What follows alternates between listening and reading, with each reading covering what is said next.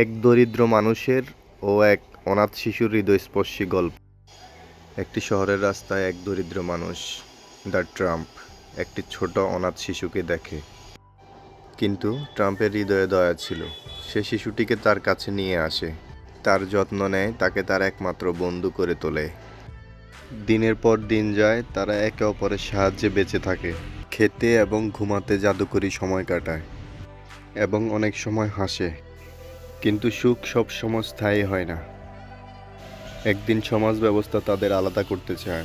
শিশুটির মা তাকে হারিয়ে ফেলেছে, আবার তাকে খুঁজে পেতে সফল হয়েছে। শেষে মা ফিরে পায় তার সন্তান, কিন্তু ট্রাম্পের হৃদয়ে এক অবিরাম বন্ধন থেকে যায়। শিশুটির হাসি এবং ভালোবাসা তাকে এক নতুন পরিবার দিয়েছে। এটি শুধুই একটি গল্প নয়, এটি মানবতার গল্প। একটি গল্প যেখানে ভালোবাসা ও দয়া কখনো হারায় না।